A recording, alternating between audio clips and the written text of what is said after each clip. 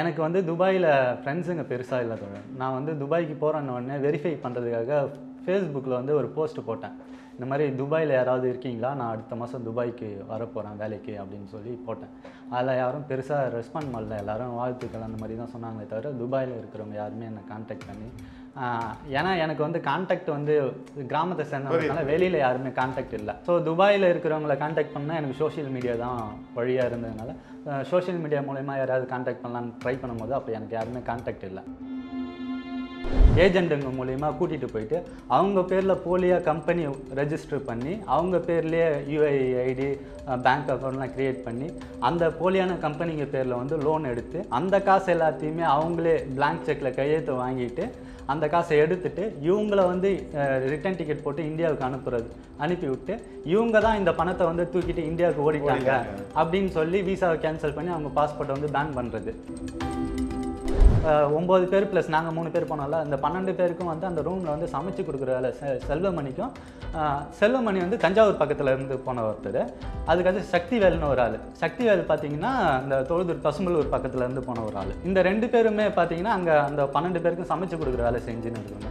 இந்த செல்வமணி தான் சொன்னாப்புல, நீங்கள் ஏதாவது அங்கே இது பண்ணுறாங்கன்னா அந்த இதெல்லாம் நீங்கள் ரெக்கார்ட் பண்ணி வச்சிங்க, நாளைக்கு ஏதாவது பிரச்சனைனா உங்களை மாட்டி விட்ருவானுங்க. நான் இந்த மாதிரி உளுந்தூர்பேட்டையிலேருந்து வந்திருக்கிறேன்னா சென்னையில் சாஃப்ட்வேர் கம்பெனியில் கிராஃபிக் டிசைனராக ஒர்க் பண்ணேன். இங்கே வந்தால் வேறு ஏதாவது பெட்டரான வேலை கிடைக்கும் அப்படின்னு சொல்லி வந்தேனா அப்படின்னு சொல்லும் போது இந்த வேலைக்கு வந்துட்டு நீங்கள் எப்படி தம்பி வேறு வேலைக்கு ட்ரை பண்ணுவீங்க அப்படின்னு சொல்லி என்னை கேட்டார். நான் அதை எப்படி புரிஞ்சுக்கிட்டேன்னா, ஒரு கம்பெனி வேலைக்கு வந்துட்டு இன்னொரு கம்பெனியில் எப்படி வேலைக்கு சேர முடியும், இவங்க தானே வீசாலாம் கொடுத்துருக்காங்கன்னு சொல்லும் போது நான் வந்து அவர்கிட்ட சொன்னேன், இல்லைண்ணா இந்த வேலை செஞ்சுட்டு தான் இந்த வேலைக்கு 1 மாதம் தான் சொல்லியிருக்காங்க. ஸோ அந்த ஒரு மாதம் முடிஞ்சதுக்கு அப்புறமா அடுத்த மாதம் நான் வேறு கம்பெனிக்கு போயிடலாம் அப்படின்னு சொல்லி நினைக்கிறேன்னா அப்படின்னும் போது அவர் சொன்னார், தம்பி அப்படி இல்லைப்பா, அடுத்த வேலை டீ குடிக்கிறதுக்கு கூட காசு இல்லை தோழர். நாங்கள் போயிருந்தோம் இல்லைங்களா, நாங்கள் போனால் அப்போ பார்த்தீங்கன்னா நாங்கள் இங்கே இருக்கிறவங்களோட தானே பழக முடியும். அப்படி ஒரு 4 பேர் 5 பேராக டீமாக போயிட்டு இந்த டீ குடிக்கிறது அந்த மாதிரிலாம் போனால் ஒரு 2 டீ வாங்கி 3 பேர் ஷேர் பண்ணுறது, 5 பேர் 2 டீ வாங்கி ஷேர் பண்ணிக்கிறதெல்லாம் பண்ணிகிட்டு இருந்தோம். ஒரு டீ வந்து ஒரு கிராம்ஸ் தான். அதுக்கே வழி இல்லாத இவனுங்க 2 ரூபாய் இவனுங்க பேரில் லோன் எடுக்கிறானுங்க. இவனுங்க அதை அக்செப்ட் பண்ணிட்டு கையெழுத்து போட்டு கொடுத்துட்டு அங்கே இருக்கிறானுங்க. இது வந்து ஃப்ராடு. இதுக்கு வந்து தமிழ் அமைப்பு மட்டும் இல்லை, வேறு எந்த அமைப்பும் ஹெல்ப்க்கு வரமாட்டாங்க. முடிஞ்சால் அவங்கள போயிட்டு பக்கத்தில் இருக்கிற போலீஸ் ஸ்டேஷனில் கம்ப்ளைண்ட் பண்ண சொல்லுங்கள், இல்லாட்டி இந்தியன் கான்சுலேட்டில் போய் கம்ப்ளைண்ட் பண்ண சொல்லுங்கள். அவங்க தான் ஏதாவது பண்ண முடியும், நம்மளாம் எதுவும் பண்ண முடியாது. நீங்களும் யாரும் எதுலேயும் கையெழுத்து போட்டுறாங்க, கையெழுத்து போட்டிங்கன்னா உங்களையும் யாராலையும் எதுலையும் காப்பாற்ற முடியாது. அப்புறம் நான் வந்து கேட்டேன், என்னோடய திங்ஸு நான் வந்து வேலை தேடிக்கலான்னு போனதுனால கிராஃபிக் டிசைனருக்குனால லேப்டாப்பு, பென் டேப்லெட்டு இதெல்லாம் எடுத்துகிட்டு போயிருந்தேன். ஸோ அங்கே ஏதாவது இன்டர்வியூ ஏதாவது கொடுக்குறாங்கன்னா டாஸ்க் அட்டன் பண்ணுறதுக்காக இந்த லேப்டாப்லாம் இருக்குது அப்படிங்கிறதுனால நான் அவங்கள்ட்ட கேட்டேன், எங்களோட திங்ஸ் எல்லாம் அங்கே இருக்குது மேடம், நாங்கள் இங்கே அங்கே வந்து போய் திங்ஸ் எடுக்க போனோம்னா அங்கே ஒரு 10 பேருக்கு மேலே இருக்காங்க. ஸோ அவங்க ஏதாவது எங்கள்கிட்ட பிரச்சனை பண்ணாங்கன்னா நாங்கள் என்ன பண்ணுறது, சண்டை கிண்டை போட்டாங்கன்னா அப்படின்னு சொல்லும்போது எங்களுக்கு ஏதாவது பாதுகாப்பு வேணும்ல அப்படின்னு நாங்கள் கேட்கும்போது, அதெல்லாம் உங்கள் பிரச்சனை, நீங்கள் திங்ஸ் எடுக்காதுக்கு போங்க. இந்த நிகழ்வுகள் நடக்கும்போது உங்கள் மனநிலை எப்படி இருந்தது? த்ரில்லர் படம் மாதிரில இருந்திருக்கும்.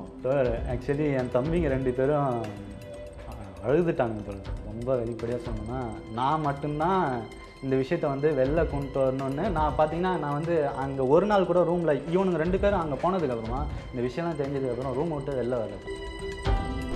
நான் அவனுக்கு தெரியாமல் போகிறேன், அவனுங்க எங்கே போகிறானுங்கன்னு போயிட்டு அந்த இடத்துக்கு அவனுங்க மேலே ஃப்ளாட்டுக்கு போனதுக்கப்புறம் அந்த இடத்துலேருந்து கூகுள் மேப்பில் வந்து எனக்கு லொக்கேஷன் அனுப்பிட்டு நான் அங்கேருந்து வந்ததுக்கப்புறமா ரூமுக்கு வைஃபை வந்ததுக்கப்புறமா அந்த லொக்கேஷன் எனக்கு காட்டுது. அந்த மாதிரி அவங்களோட ஆஃபீஸு இது எல்லாத்தையுமே நான் எடுத்துட்டு இவனுங்க தான் செய்கிறானுங்க அப்படிங்கிறதுக்காக ப்ரூஃப் வேணும் இல்லைங்களா. ஃப்ராடு வந்த உடனே பார்த்தீங்கன்னா இவன் வந்து ஒரு பேக் எடுத்துனோம். இப்போ நம்ம ஊர்லலாம் நகை கடையில் இல்லை சின்னதாக ஹேண்ட்பேக் அந்த மாதிரி ஒரு பேக் எடுத்துனோம்னா அந்த பேக்கில் தான் பார்த்தீங்கன்னா எங்களோட பாஸ்போர்ட் இருந்து, அது போக துபாய் திராம்ஸில் வந்து லட்சக்கணக்கான திராம்ஸ் அந்த பேக்கில் வச்சு எடுத்துனோம். எனக்கு இவன் இவ்வளோ திராம்ஸ் எதுக்கு எடுத்துன்னு வரான், ஏன்னா லட்சக்கணக்கான திராம்ஸ் அது இந்தியன் மதிப்பில் கோடிக்கணக்கான ரூபாய் வருமே, எதுக்கு எடுத்துன்னு வரான் அப்படின்னு எனக்கு டவுட் வந்துச்சு.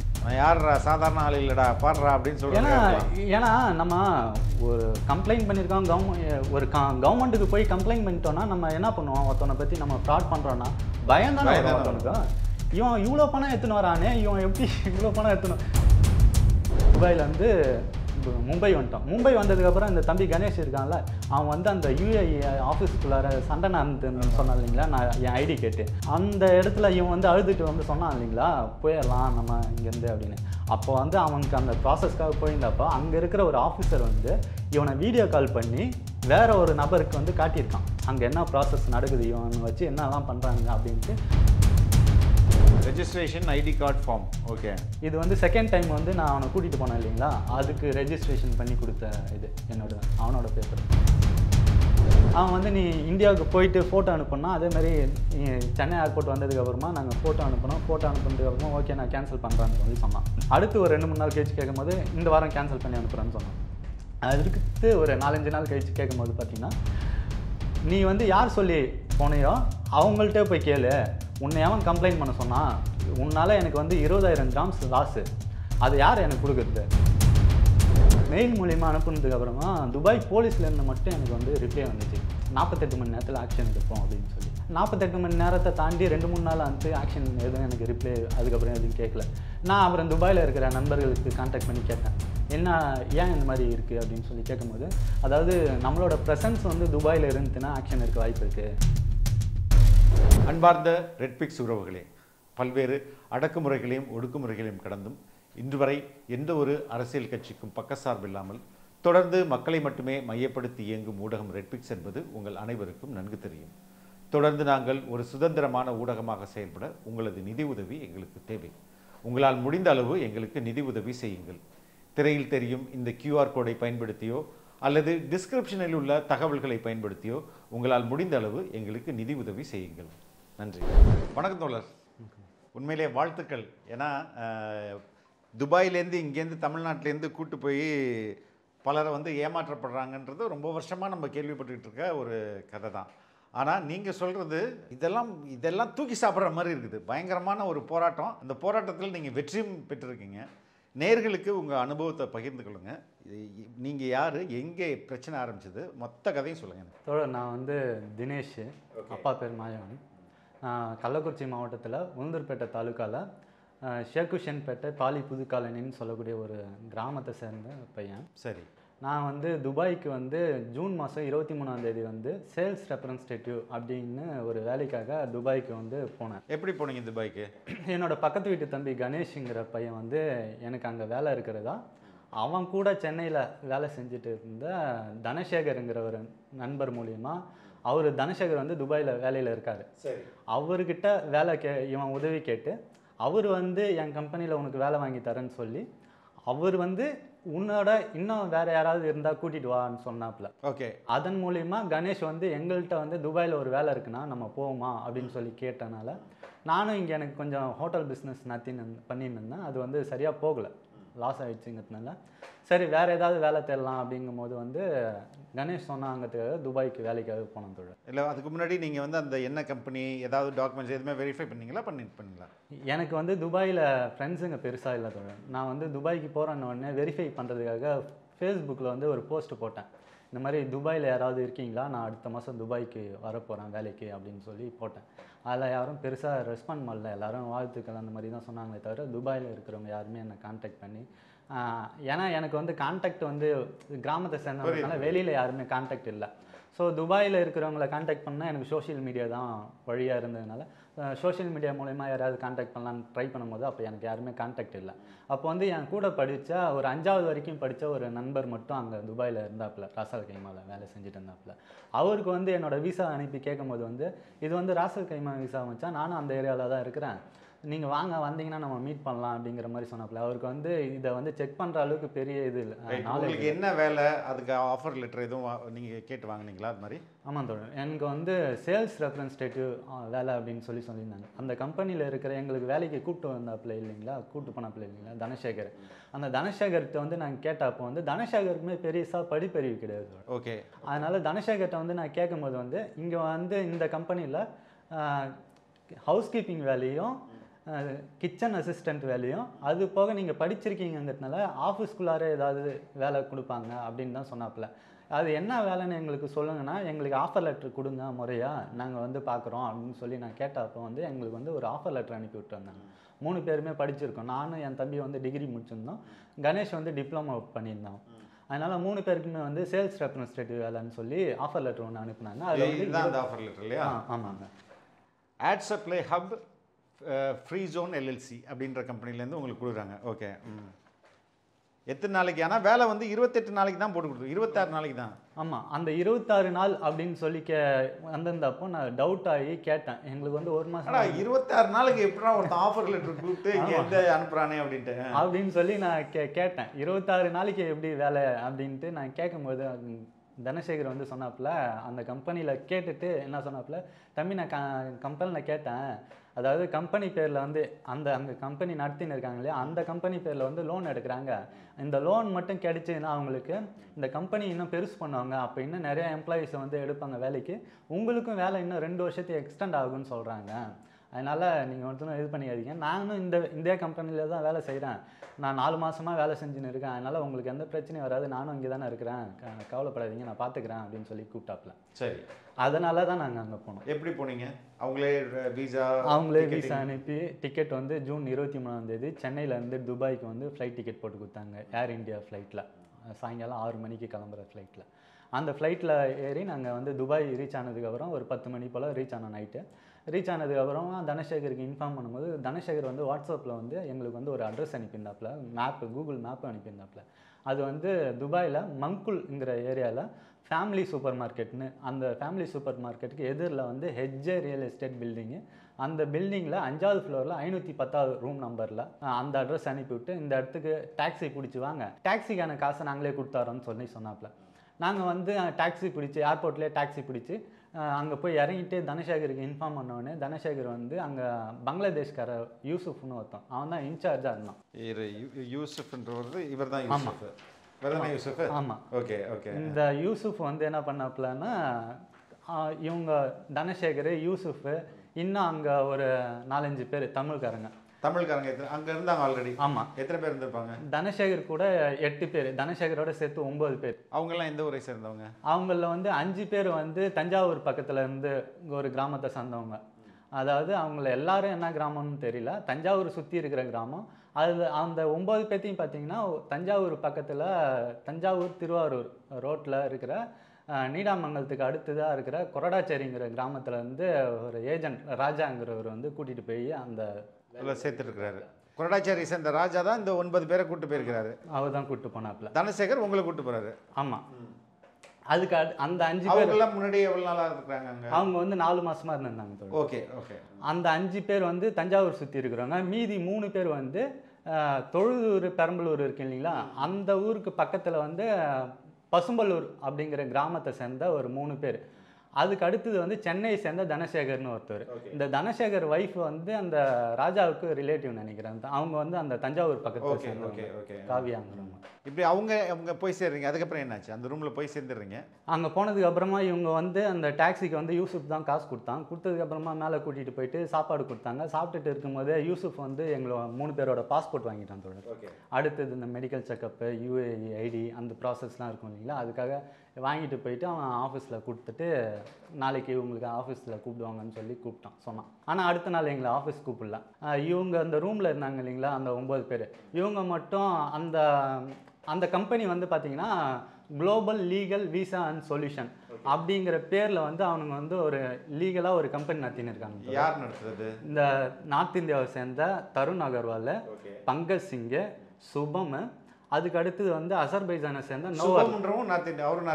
ஆமாம் சுபம் அவன் பேர். அப்புறம் அசர்பைஜானை சேர்ந்த நோவரல்லாங்கிற ஒரு பொண்ணு. இந்த 4 பேரும் சேர்ந்து global legal visa and solution அப்படிங்கிற பேரில் ஒரு லீகலாக ஒரு கம்பெனி நடத்தின்னு இருக்காங்க. இந்த கம்பெனியோட வேலை என்னன்னா, வெளிநாடுகள்லேருந்து துபாய்க்கு போகிறவங்களுக்கு லீகலாக விசா எடுத்து கொடுக்கறதும், அவங்களுக்கு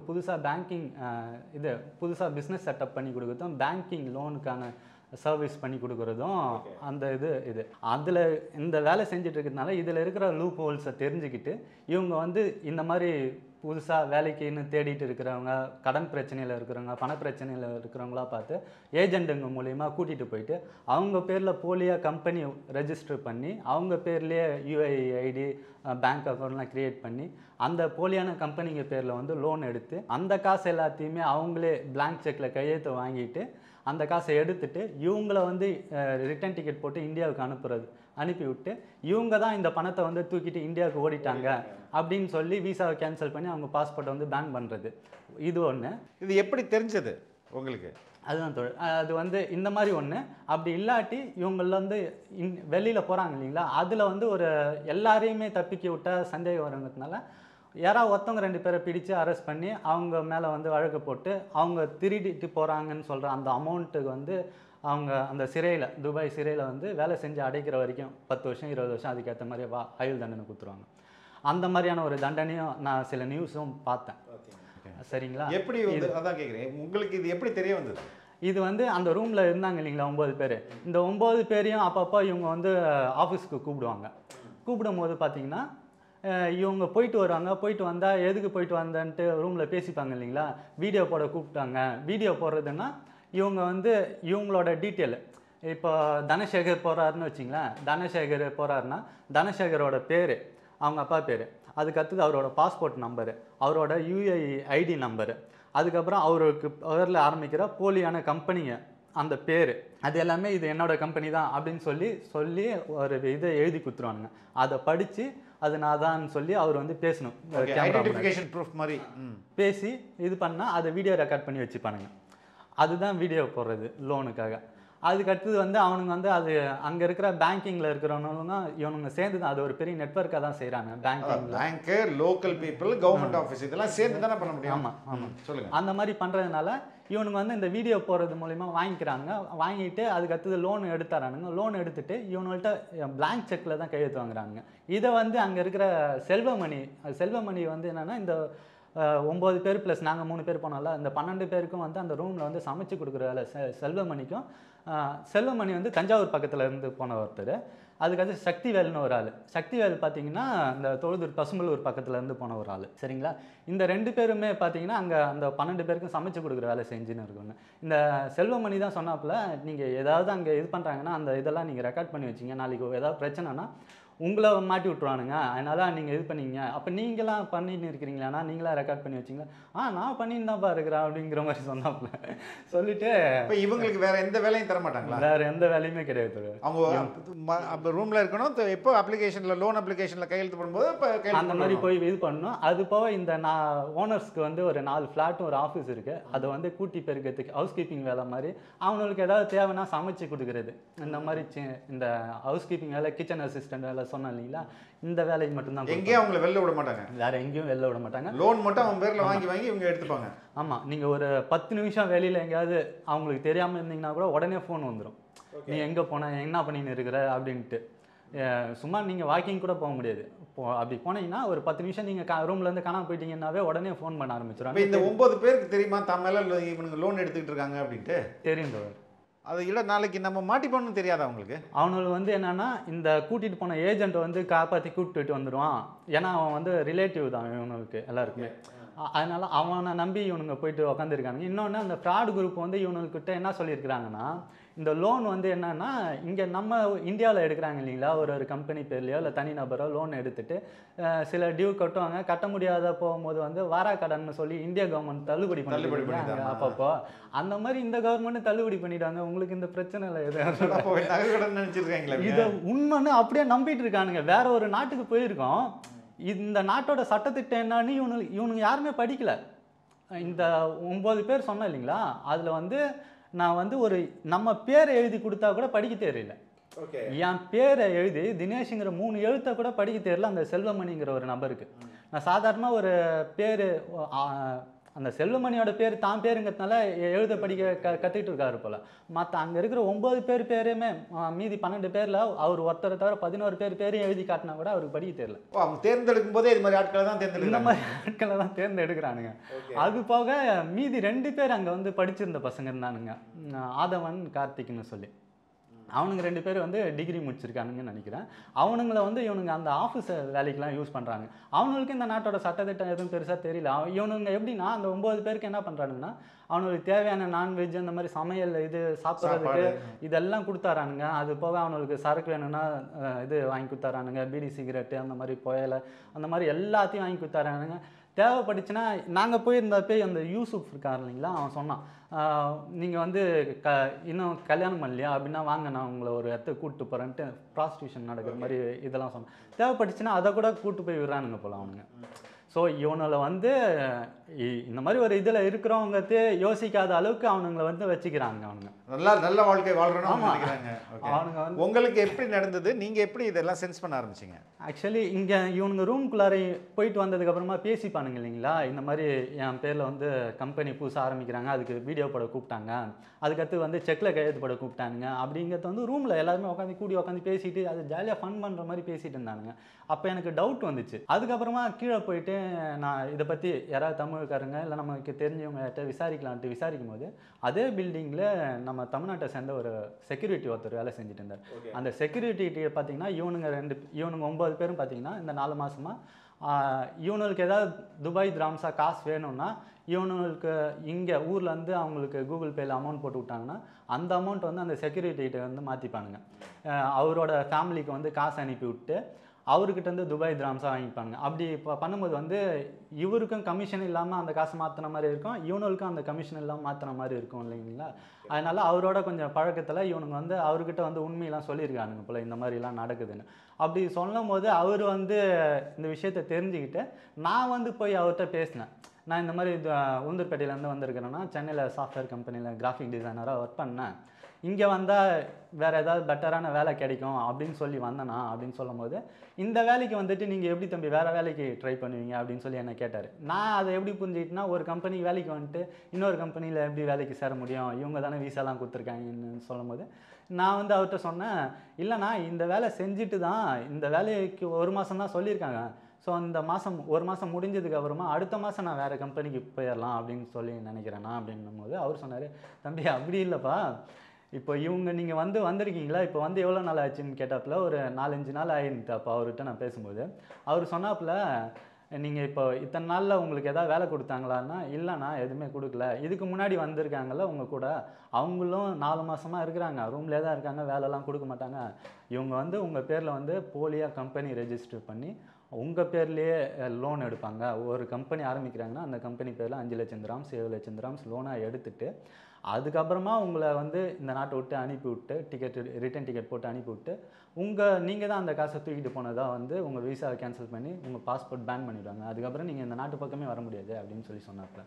அப்போ தான் எனக்கு அது ஆமாம் என்னடா இப்படி சொல்கிறாரு, இதை நான் அது மட்டும் நாம் வந்து வந்திருக்கோம் இன்னும் நம்ம பேரில் ஆரம்பிக்கல, ஆனால் இந்த 9 பேரில் இது வரைக்கும் ஒவ்வொருத்தனும் சொல்கிறான் ரூம்லேயே 3 கம்பெனி என் பேரில் ரெஜிஸ்டர் பண்ணியிருக்காங்கங்கிறான், ஒருத்தன் 5 கம்பெனி ரெஜிஸ்டர் பண்ணியிருக்காங்கங்கிறான். அப்போ வந்து பார்த்தீங்கன்னா அவர் சொன்னபடி ஒருத்தன் பேரில் ஒரு கம்பெனி பேரில் 5 லட்சம் திராம்ஸ் 7 லட்சம் திராம்ஸ்னால் கிட்டத்தட்ட 1.25 கோடியிலேருந்து 2 கோடி ரூபாய் கிட்ட வருது. இவ்வளோ பணம் ஒரு கம்பெனினாவே 2 கோடினா 5 கம்பெனினா 10 கோடி ரூபாய். இவங்கள்ட்ட யாருக்குமே அடுத்த வேலை டீ குடிக்கிறதுக்கு கூட காசு இல்லை தோழர். நாங்கள் போயிருந்தோம் இல்லைங்களா, நாங்கள் போன அப்போ பார்த்தீங்கன்னா நாங்கள் இங்கே இருக்கிறவங்களோட தானே பழக முடியும், அப்படி ஒரு 4 பேர் 5 பேராக டீமாக போயிட்டு இந்த டீ குடிக்கிறது அந்த மாதிரிலாம் போனால் ஒரு 2 டீ வாங்கி 3 பேர் ஷேர் பண்ணுறது, 5 பேர் 2 டீ வாங்கி ஷேர் பண்ணிக்கிறதெல்லாம் பண்ணிகிட்டு இருந்தோம். ஒரு டீ வந்து ஒரு திராம்ஸ் தான், அதுக்கே வழி இல்லாத இவனுங்க 2 கோடி ரூபாய் இவனுங்க பேரில் லோன் எடுக்கிறானுங்க, இவனுங்க அதை அக்செப்ட் பண்ணிட்டு கையெழுத்து போட்டு கொடுத்துட்டு அங்கே இருக்கிறானுங்க. இப்படி இவ்வளோ பெரிய விஷயம் எனக்கு தெரிஞ்ச உடனே இங்கே இருக்கிற நான் இங்கே கொஞ்சம் பொலிட்டிக்கலாக ஏங்கினேன் அரசியல் சார்ந்து. அப்போ வந்து இங்கே கம்யூனிஸ்ட் இயக்கத்தில் அப்புறம் விசிகா சேர்ந்தோம் தான், நான் விடுதலை சிறுத்தைகளில் தான் இருந்தேன். ஸோ அவங்களுக்கு 2 பேருக்குமே தகவல் கொடுத்தேன், விசிகாவில் இருக்கிறவங்களுக்கும் சரி கம்யூனிஸ்ட் கட்சியில் இருக்கிறவங்களுக்கும் சரி தகவல் கொடுத்த உடனே அவங்களும் ஷாக் ஆகி விசிகாவில் இருக்கிறவங்க சொன்னாங்க, நீங்கள் போய் பக்கத்தில் இருக்கிற இந்தியன் எம்பசியில் கம்ப்ளைண்ட் பண்ணுங்கள், நாங்கள் இங்கே இருக்கிற என்ஆர்ஐ டீமில் பேசுகிறோம், உங்களை உடனே மீட்டுட்டு வர்றதுக்கான வழி பார்க்குறோம் அப்படின்னு சொல்லி சொன்னாங்க. அதேமாதிரி கம்யூனிஸ்ட் கட்சி தோழர்கிட்ட சொன்ன உடனே அவர் வந்து விசாரிச்சுட்டு அங்கே வந்து தமிழ் அமைப்புகள் இருக்குது, தமிழ் இஸ்லாமிய அமைப்புகள் இருக்குது, அவங்கள்ட்ட சொல்லி நம்ம ஏதாவது உதவி கேட்கலான்னு சொல்லி சொன்னாங்க. சரின்ட்டு நான் அவர்கிட்ட வந்து நீங்கள் வந்து தேடுங்க, அவங்கள கான்டாக்ட் பண்ண ட்ரை பண்ணுங்கள், நானும் ட்ரை பண்ணுறேன்னு கூகுள் சர்ச் பண்ணி ஃபேஸ்புக்கு எத்தனாவது நாளில் இதெல்லாம் ஆரம்பிச்சிங்க நீங்கள்? இதெல்லாம் ஒரு வாரத்துக்கு ஒரு அப்புறம் வாரத்துக்கு இன்னும் உங்கள் பேரில் கம்பெனிலாம் ஆரம்பிக்கலாங்க. என்னை வந்து அந்த டைமில் தான் மெடிக்கல் செக்கப்புக்கு கூப்பிட்டு போயிருந்தாங்க. ஓகே.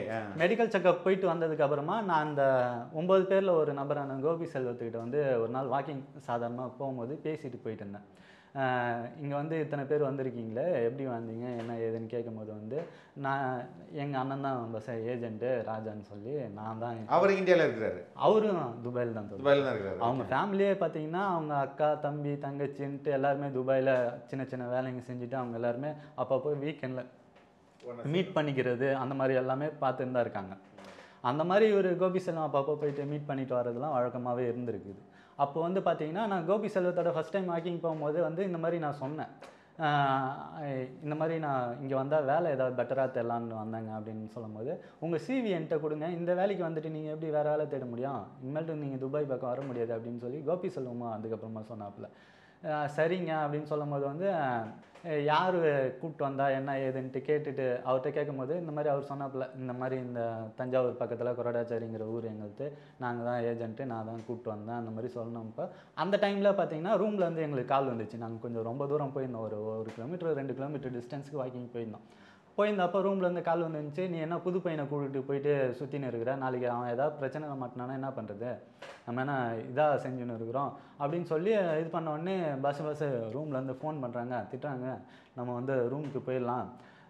ரூமுக்கு போனாலும் நீங்கள் வந்து இந்த மாதிரி என் கூட வந்ததாக சொல்லாதீங்க, நீங்கள் வந்து அங்கே உங்களுக்கு வந்து டீ வாங்கி கொடுத்துட்டு டீ கல்லில் விட்டுட்டு நான் மட்டும் தனியாக வாக்கிங் வந்தேன்னு சொல்லுங்கள், ஏன்னா ஏதாவது தெரிஞ்சால் பிரச்சனை ஆகிடும் பஸ் அப்படின்னு சொல்லி சொன்னாப்புல. சரின்ட்டு நாங்கள் ரூமுக்கு வந்துட்டோம். ரூமுக்கு வந்ததுக்கு அப்புறமா திரும்ப எங்கள் பேரில் இது பண்ணுறதுக்காக அந்த யூஐஐடி ப்ராசஸ்க்காக ஃபஸ்ட்டு அங்கே வந்து யூஐஐடி வாங்கினா தான் அடுத்தது வேலையெல்லாம் பண்ண முடியும். ஓகே. யூஐஐடி வாங்கினதுக்கு அப்புறமா தான் நம்ம பேரில் எதானாலும் அங்கே வேலையை ஸ்டார்ட் பண்ண முடியும். அதனால் ஐடிக்கு கூப்பிட்டு போகிறாங்க. ஆமாம், ஐடிக்கு வந்து துபாயிலேருந்து ராசல் கைமாவுக்கு கூப்பிட்டு போனாங்க. ஓகே. ராசல் கைமாவில் வந்து பார்த்தீங்கன்னா இந்த ராசல் கைமா போலீஸ் ஸ்டேஷனுக்கு பின்னாடி இருக்குது இந்த ஆஃபீஸு, யூஏஐடிக்கான ஆஃபீஸு. ராசல் கைமாவில் 2 யூஏஐடி ஆஃபீஸ் இருக்குது. நான் ஏற்கனவே சொன்னேன் இல்லைங்களா, என் கூட படித்தான் 5வது வரைக்கும் ஒரு பையன்ட்டு, அவனோட ஆஃபீஸ்க்கு எதிரில் அப்படியே எதிர் பில்டிங்லேயே வந்து இன்னொரு ராசல் கைமாவில் இந்த யூஏஐடிக்காக ஃபிங்கர் பிரிண்ட் வைக்கிற ஆஃபீஸ் இருந்துருக்குது. ஆனால் நான் அங்கே தான் போவேன்னு சொல்லி இவன் வந்து என்கிட்ட சொல்லியிருக்கான். நான் வந்து ராசல் கைமாவுக்கு போகிறோன்னே அங்கே தான் போவோன்ட்டு நானும் அவன்கிட்ட சொல்லிட்டு மீட் பண்ணலான்ட்டு போயிட்டு இது பண்ணால் அந்த இடத்துல அந்த மாதிரி ஒரு ஆஃபீஸே இல்லை. இது ஒரு காட்டுக்குள்ளார இருக்கிற மாதிரி பாலைவனத்துக்குள்ளார இருக்குது. அங்கே போயிட்டு அந்த ஆஃபீஸில் ஃபிங்கர் பிரிண்ட்லாம் வச்சுட்டு நாங்கள் கிளம்பி வந்துட்டோம். திரும்ப வந்ததுக்கப்புறமா பார்த்தீங்கன்னா எங்கள் பேரில் அடுத்த 2 நாளில் லோன் ப்ராசஸ் ஸ்டார்ட் பண்ணுறதுக்காக இந்த ஐடி வந்தோடனே ஸ்டார்ட் பண்ணிவிடுவானுங்க. அதுக்காக என்ன பண்ணானுங்க, டெமோவுக்காக என் கூட வந்த அந்த தம்பி கணேஷை கூப்பிட்டு வச்சு அவன் பேரில் மீடியா 360 LLCன்னு சொல்லி ஒரு கம்பெனி ஆரம்பிக்கிறாங்க. ஆமாம், அவன் பேரில் எழுதி கொடுத்து ஒரு வெள்ளை பேப்பரில் வந்து மீடியா 360ன்னு கம்பெனி பேர் எழுதி கொடுத்துட்டு அவன் பேர் அவங்க அப்பா பேர் கணேஷ் மூர்த்தி பால்ராஜ், அதுக்கு அடுத்தது அவனோட பாஸ்போர்ட் நம்பரு, அதுக்கப்புறம் அவனுக்கு யூஐஐடி அதுக்கு கேப் விட்டு அதுக்கு அடுத்தது அவன் கம்பெனி பேர் வந்து மீடியா 360, அவன் எங்கேருந்து வரானா இந்தியாவில் தமிழ்நாட்டிலேருந்து வரான். இதெல்லாம் எழுதி கொடுத்து அதை வந்து நீ வந்து பேசுன்னு சொல்லி ஒரு வீடியோ ரெக்கார்ட் பண்ணியிருக்கானுங்க. வீடியோ ரெக்கார்ட் பண்ணிட்டு ஒரு எம்டி பேப்பரில் பிளாங்க் ஷீட்டில் வெள்ளை பேப்பரில் வந்து அவனுக்கு வந்து கையெழுத்து ஒரே மாதிரியே வராதுன்னு சொல்லியிருக்கான் போல், அதனால் அதில் நீ ஒரு 4-5 வாட்டி ப்ராக்டிஸ் பண்ணு அப்படின்னு சொல்லி ஒரு பேப்பர் கொடுத்து கையெழுத்து போட சொல்லி இது பண்ணியிருக்காங்க. அவனும் கையெழுத்து போட்டு என்ன பண்ணியிருக்கான், அந்த வீடியோவை பேசியிருக்கான். பேசினதுக்கு அப்புறமா ரூமுக்கு வந்து இந்த மாதிரி சொன்னான், நான் இந்த மாதிரி என் பேரில் இது பண்ணுறதுக்காக வீடியோ எடுத்துருக்குறானுங்க அப்படின்னு சொல்லி சொன்னான். சரி இரு நம்ம பார்ப்போம் அப்படின்ட்டு நான் என்ன பண்ணேன், இங்கே இருக்கிறவங்களுக்கு வந்து இந்த மாதிரி நடந்துன்னு இருக்குது, அடுத்தது எங்கள் பேரில் தான் லோன் எடுப்பானுங்க, ஸோ நம்ம ஏதாவது பண்ணணும் தோழர். இங்கே இருக்கு இந்தியாவில் தகவல் தரீங்க. இது கம்யூனிஸ்ட் தோழர் ஒருத்தர்கிட்ட சொன்னா இல்லைங்களா, அவருக்கு வந்து தகவல் கொடுத்தேன், இந்த மாதிரி நடந்துன்னு இருக்கு தோழர், நம்ம கான்டாக்ட் பண்ண ஏதாவது ட்ரை பண்ணிங்களா அப்படின்னோடனே நான் ட்ரை பண்ணி தான் தோழர் இருக்கேன் பார்க்குறேன் அப்படின்னு சொன்னாப்புல. அதே டைமில் ஃபேஸ்புக்கில் என் ஃப்ரெண்ட் லிஸ்ட்டில் இருக்கிற ஒருத்தர் வந்து போஸ்ட் போட்டிருந்தாப்புல, துபாயில் ஒருத்தர் இருக்கார். ஸோ அவருக்கு நான் ரெக்வெஸ்ட் கொடுத்து அவருக்கு வந்து மெசேஜ் பண்ணி இந்த மாதிரி ஒரு பிரச்சனை இருக்குது தோழர் அப்படின்னு சொல்லும்போது இங்கே ஏதாவது அமைப்புகள் இருக்கான்னு கேட்டேன் அவர்கிட்ட. இருக்குது தோழர், இங்கே ஒரு 2 அமைப்பு இருக்குது, இஸ்லாமிய அமைப்பு இருக்குது, இன்னொரு அமைப்பு இருக்குது, நம்ம அவங்கள்ட்ட பேசுவோன்ட்டு நான் அவங்கள்ட்ட பேசுகிறேன்னு சொல்லி அவங்கள்ட்ட பேசினாப்புல. அவங்கள்ட்ட பேசிட்டு அவங்க என்ன சொன்னது வந்து ஒரு ஆடியோ, வாட்ஸ்அப் ஆடியோவாக அவருக்கு வந்து ஒரு மெசேஜ் அனுப்பியிருந்தாப்புல. அந்த மெசேஜை வந்து எனக்கு வந்து அனுப்பிவிட்டுருந்தாப்புல. அந்த ஆடியோவில் கேட்டதுக்கப்புறமா அவர் என்ன சொல்லியிருந்தாருன்னா, இது வந்து ஃப்ராடு, இதுக்கு வந்து தமிழ் அமைப்பு மட்டும் இல்லை, வேறு எந்த அமைப்பும் ஹெல்ப்க்கு வரமாட்டாங்க. முடிஞ்சால் அவங்கள போயிட்டு பக்கத்தில் இருக்கிற போலீஸ் ஸ்டேஷனில் கம்ப்ளைண்ட் பண்ண சொல்லுங்கள், இல்லாட்டி இந்தியன் கான்சுலேட்டில் போய் கம்ப்ளைண்ட் பண்ண சொல்லுங்கள். அவங்க தான் ஏதாவது பண்ண முடியும், நம்மளாம் எதுவும் பண்ண முடியாது. நீங்களும் யாரும் எதுலேயும் கையெழுத்து போட்டுறாங்க, கையெழுத்து போட்டிங்கன்னா உங்களையும் யாராலையும் எதுலேயும் காப்பாற்ற முடியாது அப்படின்னு சொல்லி அவர் அனுப்பிவிட்டுருந்தாப்புல. அப்புறம் உடனே என்ன அமைப்புங்களும் நம்மளுக்கு கைவிட்டாங்க அப்படின்ட்டு நான் என்ன பண்ண ஆரம்பித்தேன்னா, உடனே எங்கே பக்கத்தில் இந்தியன் எம்பசி இருக்குன்னு செக் பண்ணால், நாங்கள் இருக்கிற இடத்துலேருந்து ஒரு 2 கிலோமீட்டர் டிஸ்டன்ஸ்லேயே பர்துபாயில் இந்தியன் கான்சுலேட் இருக்குது. ஸோ அதுக்கு நம்ம போயிடலாம் அப்படின்னு சொல்லி அவர்கிட்ட நான் அப்பயே கேட்டேன், நான் இப்போயே கிளம்பி போட்டுமா, ஒரு 4-4:30 மணி இருக்கும்னு நினைக்கிறேன் அந்த டைமில். நான் இப்போயே கிளம்பி போகிறேங்க, ஏன்னா இவ்வளோ பெரிய பிரச்சனையில் இருக்கும்போது நம்ம இங்கே உக்காந்துக்கிட்டு ஒரு பிரயோஜனமும் இல்லை, நான் இப்போயே கிளம்பி போகிறேன்னொன்னே, இல்லை இந்நேரம் அந்த ஆஃபீஸ்லாம் க்ளோஸ் பண்ணியிருப்பாங்க, நீங்கள் நாளைக்கு காலையிலே சீக்கிரமாக போயிடுங்க அப்படின்னு சொல்லி சொன்னோன்னே, நான் என் தம்பி திருநாகாசுக்கிட்ட சொன்னேன், இந்த மாதிரி சொல்கிறாங்கடா தம்பி, இங்கே இருக்கிறது வந்து நமக்கு ஆபத்து. நான் ஏற்கனவே வந்து விசிகாலையும் பேசியிருக்கேன், தமிழ்நாட்டில் கம்யூனிஸ்ட்டுங்கள்ட்டையும் பேசியிருக்கேன். ஸோ நம்ம அங்கே போனோம்னா அவங்க வந்து என்ன ரைட்டிங் மூலிமா ஹெல்ப் பண்ணுவாங்க, நம்ம போயிடலாம் அப்படின்னு சொல்லி அவன்கிட்ட சொன்னேன். சரி நம்ம போகலாம் அப்படின்னு சொல்லி இது பண்ணோம். அதுக்கடுத்து அந்த தம்பி கணேஷை கூப்பிட்டு கேட்டேன், தம்பி இந்த மாதிரி சொல்கிறாங்க, நம்ம வந்து இந்த மாதிரியான பிரச்சனை மாட்டிருக்கோம், இதில் வந்து ஒரு வேளை நம்ம இங்கேருந்து போகும்போது மாட்டிக்கிட்டோம்னா நம்மளால் யாருமே காப்பாற்ற வர மாட்டாங்க. ஸோ நம்ம பிரச்சனையில் மாட்டுறதுக்கு முன்னாடியே போயிடலாம் அப்படின்னு சொல்லும் போது அவன் என்ன சொன்னான்னா, இல்லைனா நம்ம வேற ஒரு நாட்டில் இருக்கிறோம், இன்னொருத்தவங்க கண்ட்ரோலில் இருக்கிறோம், அவனுக்கு நம்மளை எதாவது பண்ணிட்டான்னா, நம்ம போகிற வழியில் எதாவது பண்ணிட்டானுங்க, இல்லை எதாவது பண்ணிட்டானுன்னா என்ன நான் பண்ணுறது. அது மட்டும் இல்லாமல் இந்தியன் எம்பசிக்கு போனாலுமே உடனே உதவி கிடச்சிடும், இன்றைக்கே நம்ம ஊருக்கு போய்டுவோங்கிறதுக்கு எந்த உத்தரவாதமும் இல்லை. ஸோ நம்ம எப்படி நான் இது பண்ணுறது, நம்ம இது பண்ணுறது அப்படின்னு சொல்லி பயந்தான். தம்பி நீ வந்து அதாவது என்ன சொன்னான்னா, அவன் இந்த மாதிரி பயந்துட்டு நம்ம வந்து அவனுக்கு சொல்கிறதெல்லாம் கேட்டு அவனுக்கு சொல்கிற மாதிரி கையெழுத்து போட்டு கொடுத்துட்டோம்னா நம்மளை அவனுங்களே பத்திரமா அனுப்பி விட்ருவாங்கண்ணா அப்படின்னு சொல்லி சொன்னான். அவனுக்கு மேலே நம்பிக்கை வச்சு நான் என்ன சொன்னேன், தம்பி நீ வந்து இந்த மாதிரி அவனுக்கு சொல்கிறத கேட்டு இது பண்ணலாம், நமக்கு வந்து ஆபத்து வராதுங்கிற, ஆனால் நாளைக்கு ஒரு பிரச்சனை மைக்ரேஷனில் பிடிச்சிட்டானுங்க, அப்போ வந்து இவனுக்கு வந்து நிற்க மாட்டானுங்க, நாங்கள் தான் ஃப்ராட் பண்ணோம் அவன் பண்ணல அப்படின்னு சொல்லி இவனு பண்ணுறதே ஃப்ராட், அவன் வந்து நிற்க மாட்டான். நீ வந்து தப்பு பண்ணுறதுக்கு முன்னாடி தப்பிச்சிடலாம், நான் தப்பே உன் பேரில் வந்து தப்பே இல்லைங்கும் போது நீ வந்து தப்பிக்கிறது வந்து ரொம்ப ஈஸி. நீ உன் மேலே ஏதாவது குற்றம் இருந்தால் தானே உன்னை வந்து ஏதாவது பண்ண முடியும், நீ தப்பே பண்ணாதப்போ உன்னை எப்படி இது தண்டிக்க முடியும். அதனால் தப்பே பண்ணாமல் தப்பிச்சிடலாம், ஆனால் நீ தப்பு பண்ணிட்டேன்னு வச்சுக்க, நீ எப்படி இந்த ஒரு நாட்டை விட்டே தப்பிச்சிடுவ, இந்த கவர்மெண்ட்டை விட்டே எப்படி, நீ ஒரு சாதாரண ஆள், உன்கிட்ட 1 லட்ச ரூபா காசு கூட இல்லாமல் தானே இங்கே வந்து மாட்டின்னு இருக்கிற, அப்படி இருக்கும்போது இவன்கிட்ட கோடி கணக்கான இருக்கு, அவன் எப்படியானாலும் தப்பிச்சிடுவான். நீ வந்து அவன் சொல்கிறத கேட்டு மாட்டினானா உன் லைஃபே போயிடும். ஸோ நாங்கள் போகணுன்னு முடிவு பண்ணிட்டோம் நானே என் தம்பியும், நீ வரதுன்னா உன்னையும் சேர்த்து நான் கூப்பிட்டு போகிறேன் சரியா, இல்லை உனக்கு ஏதாவது பிரச்சனை இருக்கா அப்படின்னு சொல்லி கேட்டப்போ, பிரச்சனைலாம் இல்லைண்ணா, போகும்போது நம்மளை எதாவது பண்ணிட்டான்னா என்ன பண்ணுறது அப்படின்னு சொன்னான். தம்பி இங்கே ஃபுல்லாக எல்லா இடத்துலையும் கேமரா இருக்குது, நம்ம ரூமை தாண்டி ரூமுக்கு வெளியில் வந்து அந்த பில்டிங்லேயே கேமரா இருக்கும், அது போக எல்லா ஸ்ட்ரீட்லேயுமே கேமரா இருக்கும். அப்படி இருக்கிற இடத்துல நம்மளை எவனும் எதுவும் பண்ண முடியாது. அதையும் தாண்டி பண்ணிட்டான்னா ஏதாவது பிரச்சனைனா உடனே போலீஸ் வந்துடும்.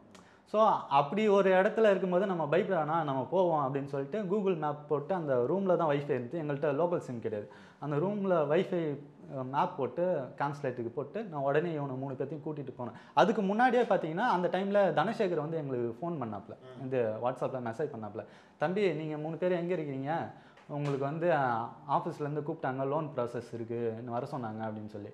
ஆனால் நீங்கள் வந்து எங்களை வந்து வேலைக்கு தானே கூப்பிட்டு வந்தீங்க, சேல்ஸ் ரெப்ரசன்டேட்டிவ்னு சொல்லி வேலைக்கு தான் கூப்பிட்டு வந்தீங்க, நீங்கள் எங்களுக்கு வேலை கொடுத்தீங்கன்னா நாங்கள் வந்து செய்கிறோம், எங்கள் பேரில் லோன் எடுக்கிறதுக்கெலாம் நான் அனுமதிக்க முடியாது, அதுக்கெல்லாம் நான் உடன்பட முடியாது, இது வந்து இல்லீகல், நான் வந்து இதை செஞ்சுட்டு நான்லாம் தப்பிக்கலாம் முடியாது, நீங்கள் வந்து பண்ணுறது வந்து தப்பு, நான் வந்து இதுக்கெலாம் ஒத்துக்க முடியாது, நீங்கள் வந்து எனக்கு வந்து ரிட்டன் டிக்கெட் போட்டு கொடுங்க, நான் இன்றைக்கே ஊருக்கு போகிறேன் அப்படின்னு சொல்லும் போது தனசேகர் வந்து எங்கள்கிட்ட என்ன சொன்னாப்புலன்னா, தம்பி நான் வந்து வந்த புதுசில் நானும் இதே தான் சொன்னேன், என் பேரில் லோன் எடுத்திங்கன்னா நாளைக்கு எனக்கு ஃப்யூச்சரில் ஏதாவது பிரச்சனை வந்துன்னா நான் என்ன பண்ணுறது அப்படின்னு சொல்லி கேட்டேன். அவங்க என்ன சொன்னாங்க, நான் வந்து உனக்கு வந்து வீசாவுக்காகவும் வந்துட்டு போகிற டிக்கெட்டுக்கு அங்கே தங்கி இருக்கிறதுக்கு ரூமு சாப்பாடுன்னு நான் வந்து உன் பேரில் 2-3 லட்ச ரூபா செலவு பண்ணியிருக்கேன், அந்த காசை எனக்கு திருப்பி கொடு, நான் உனக்கு டிக்கெட் எடுத்து அனுப்பி விட்டாரேன் அப்படின்னு சொன்னாங்க. என்கிட்ட அந்த காசு இல்லை, அதனால் நான் அவங்க சொல்கிறதெல்லாம் கேட்டு நான் வந்து கையெழுத்து போட்டு இருக்கிறேன்.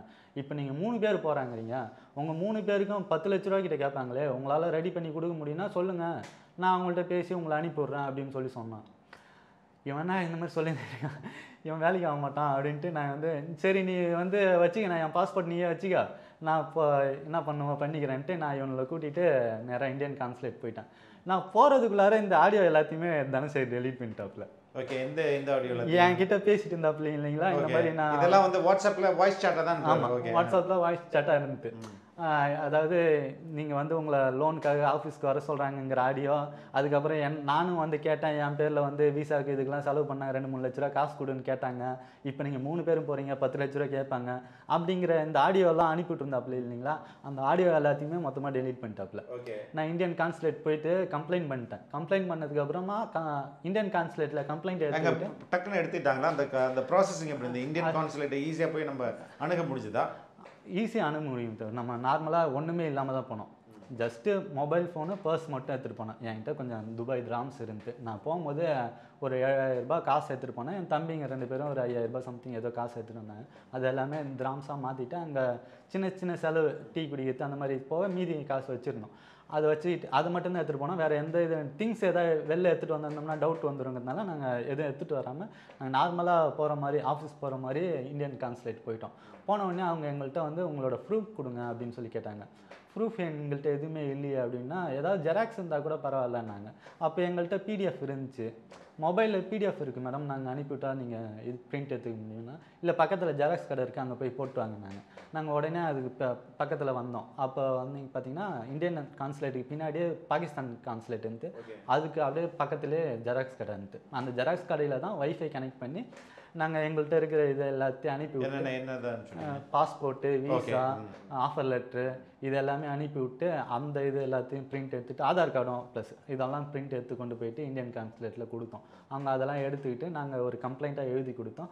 அதையும் வாங்கி அதில் அந்த ஓனர் தருணோட நம்பரு எல்லாமே எழுதி கொடுத்தோன்னே, இந்த மாதிரி எங்களை வேலைக்குன்னு கூட்டிகிட்டு வந்து ஃப்ராட் பண்ணுறாங்க அப்படின்னு சொல்லி லோன் எடுக்க போகிறாங்கன்னு சொல்லிட்டீங்க. ஆமாம், அதுவுமே கம்ப்ளைண்ட்டில் எழுதி கொடுத்தோம். அந்த கம்ப்ளைண்ட் காப்பி உங்களுக்கு அனுப்பி விட்றேன். அதுவுமே நாங்கள் சொன்ன உடனே அவங்க வந்து உடனே தருணுக்கு வந்து ஃபோன் பண்ணி இது பண்ணாங்க. அவன் ஃபோன் எடுத்த உடனே, என்ன நீ இவங்களை வந்து வேலைக்குன்னு கூட்டிகிட்டு வந்துட்டு அவங்க பேரில் லோன்லாம் எடுக்கிறியாம, ஃப்ராட் பண்ணுறாங்க அப்படின்னு சொல்லி அவங்க வந்து மிரட்டினாங்க. இவங்க வந்து பார்த்தீங்கன்னா இந்தியன் கான்சுலேட்டில் இருக்கவங்க வந்து நார்த் இந்தியன்ஸு. ஓகே, ஹிந்தியில் தான் பேசினாங்க. அவனும் நார்த் இந்தியன், அவனும் ஹிந்தியில் தான் பேசினான். எனக்கு வந்து ஹிந்தி பெருசாக புரியல. நான் போன உடனே நான் அவங்கள்ட்ட கேட்டேன், எனக்கு இது ஏதாவது தமிழ் தெரிஞ்சவங்களை அரேஞ்ச் பண்ண முடியுமா, ஏன்னா என்னால் அப்போ தான் டீட்டெயிலாக என்னோடய பிரச்சனையை சொல்ல முடியும் அப்படின்னு சொல்லும்போது, அதுக்கெலாம் வாய்ப்பு இல்லை, இங்கே யாரும் அப்படி இல்லை அப்படின்னு சொல்லி மறுத்துட்டாங்க. ஸோ அது என் கூட வந்தான் இல்லைங்களா, கணேஷ்னு ஒரு தம்பி, அவன் தான் எங்களை 3 பேரையும் எங்கள் 2 பேரையும் கூப்பிட்டு போனான், 3 பேரையும் துபாய்க்கு. அவன் வந்து மும்பையை சேர்ந்த பையன் தான், அதாவது எங்கள் ஊர் தான் அவன். அவங்க அப்பா வந்து அங்கே மும்பையில் மகாராஷ்டிராவில் முனிசிபாலிட்டியில் வேலை செஞ்சுட்டு இருந்தார். அவர் தான் உடம்பு சரியில்லாமல் இறந்துட்டார். அவரோட மெடிக்கல் செலவுக்கு வாங்கின கடனுக்காக தான் இவன் அவன்கிட்ட தனுஷ் துபாய்க்கே போகிறான். வேலை கேட்டதுக்கு அப்புறமா இந்த வேலையெல்லாம் நடந்துச்சு. அவனுக்கு ஹிந்தி தெரியுங்கிறதுனால அவன் தான் பேசி எங்களோட கம்ப்ளைண்ட் அவங்களுக்கு புரிய வச்சு அவங்கள்ட்ட வந்து பேசினது எல்லாத்தையுமே எங்களுக்கு சொன்னான் தமிழில். அப்போ வந்து இவங்க வந்து அவனுக்கு ஃபோன் பண்ணி, தருணுக்கு ஃபோன் பண்ணி திங்கக்கிழமை வந்து இவங்களோட பாஸ்போர்ட்டும் இவங்களுக்கு ரிட்டன் டிக்கெட்டும் போட்டு எடுத்துன்னு வா அப்படின்னு சொல்லி சொன்னாங்க. சொன்ன உடனே அவன் வந்து ஓகே சொல்லிட்டு திங்கக்கிழமை வாங்கன்னு இவங்க கான்சுலேட்லேயும் சொல்லிட்டாங்க, நீங்கள் போயிட்டு திங்கக்கிழமை வாங்கன்னு. மேடம் திங்கக்கிழமை வரைக்கும் நாங்கள் எங்கே போகிறது அப்படின்னு சொல்லி கணேஷ் வந்து கேட்டான் அவங்கள்ட்ட. கேட்ட உடனே அதெல்லாம் எனக்கு எதுவும் தெரியாது அப்படின்னு சொல்லி சொன்னாங்க. அப்புறம் நான் வந்து கேட்டேன், என்னோடய திங்ஸு நான் வந்து வேலை தேடிக்கலான்னு போனதுனால கிராஃபிக் டிசைனருக்குனால லேப்டாப்பு, பென் டேப்லெட்டு இதெல்லாம் எடுத்துகிட்டு போயிருந்தேன். ஸோ அங்கே ஏதாவது இன்டர்வியூ ஏதாவது கொடுக்குறாங்கன்னா டாஸ்க் அட்டன் பண்ணுறதுக்காக அந்த லேப்டாப்லாம் இருக்குது அப்படிங்கிறதுனால நான் அவங்கள்ட்ட கேட்டேன், எங்களோட திங்ஸ் எல்லாம் அங்கே இருக்குது மேடம், நாங்கள் இங்கே அங்கேருந்து போய் திங்ஸ் எடுக்க போனோம்னா அங்கே ஒரு 10 பேருக்கு மேலே இருக்காங்க.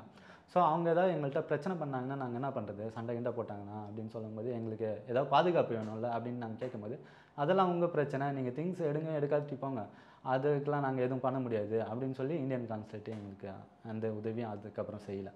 அதுக்கப்புறமா சரின்ட்டு இது பண்ணோம். அந்த 2 நாள் எங்கே தங்குறதுன்ட்டு கேட்கும்போது, அதுக்கப்புறமா நான் ஃபேஸ்புக்கில் அன்றைக்கி இந்தியன் கான்சுலேட் போகிறதுக்கு முன்னாடியே ஒரு போஸ்ட் போட்டு போனேன்.